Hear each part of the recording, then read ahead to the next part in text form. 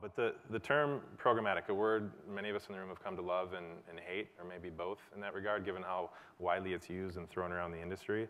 I pulled up the Wikipedia definition this morning, and I thought this is a good tweet-worthy comment if you're on the Twitterverse. If you go to Wikipedia, it says this. I sort of got it. It says it has been suggested that programmatic media is a fast-growing phenomenon in the global media and ad industry.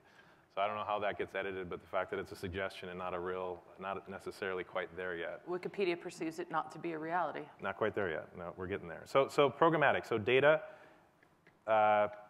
platform, and inventory is that, and the people. I guess can you speak to that a little bit more on how you define that and make use of that capability? Sure. I think the core thing is data at its core, right? And Quentin referenced it as well, that there's still a lot of talk around big data.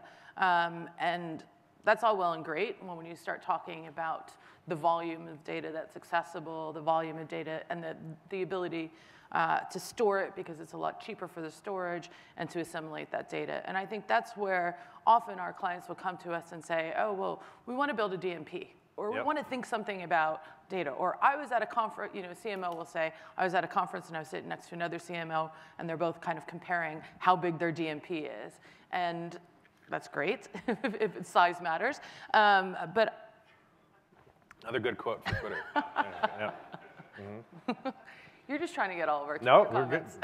But I think the thing is it doesn't matter if you have a lot of volume of data. Yeah. It's about making sure that you're pinpointing precisely which data is going to be meaningful and which data is actually going to help you generate better results or enable your partner in the programmatic space to generate better results on your behalf. So even, we've got a conversation coming up with a client in a few weeks' time, and they've sent us a laundry list of all their data points. And I just kind of read through it on an email while I was on my way to the office, and I thought, okay, there's only probably about 2 that we would care about integrating. So I think data... What are they?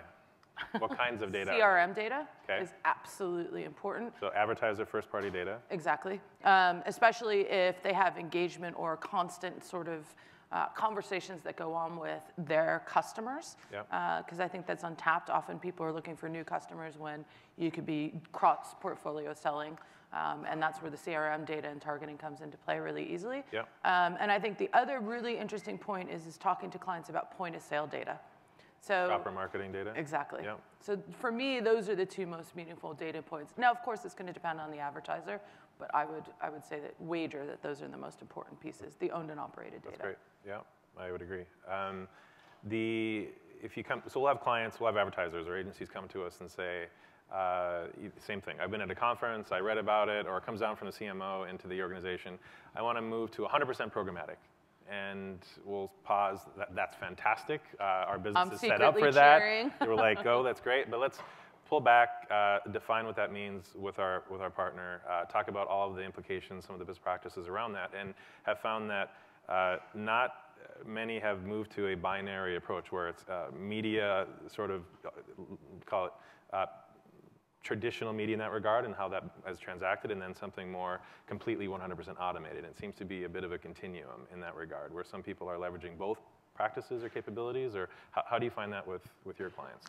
I think, obviously in the history, and being in the programmatic space for as long as I have been, and being a business leader, so obviously it's our objective to drive the business.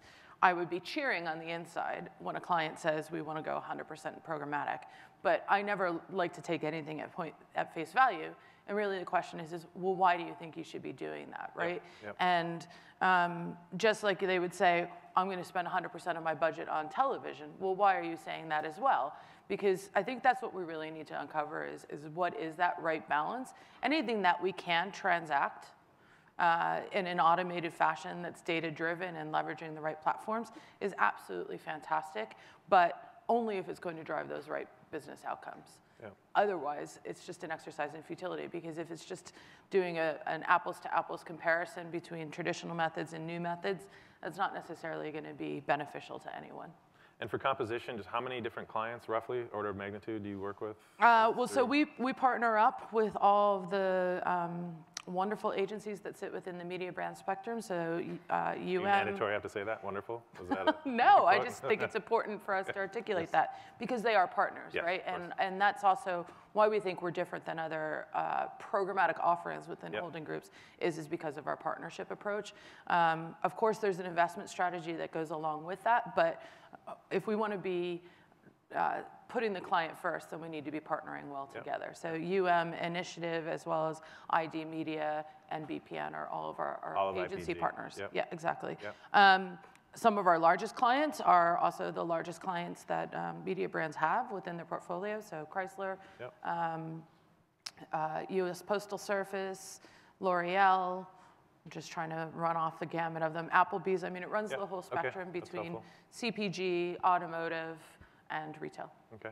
So to build on Quentin's grouping, which I thought was a nice way to look at it in terms of, the first phase of, economics and workflow, stage one. Second, something around, effectiveness, more for less, really having a common understanding of value. And the third, then, building upon data, which you mentioned too, signals being most important. First-party CRM data, shopper marketing data. Where are your clients across that entire entire evolution? Are more in the third or the second or the first, or how would you group your client base? Of course, I should be saying all my clients are super smart and doing fantastic things, but Sure. none of us would be in business if our clients knew exactly, if they didn't need the help and guidance of an agency to be successful. It really does run the gamut. And a lot of that is because programmatic has been niche, because trading desks have always traditionally been siloed into the back corner of the room, and who are those guys with 3 screens in front of them, Bloomberg consoles and such. It's a bit misunderstood, and also because it's been so pigeonholed into those little areas, getting people fluent about programmatic to then help bring programmatic to the table for the clients has been challenging, right?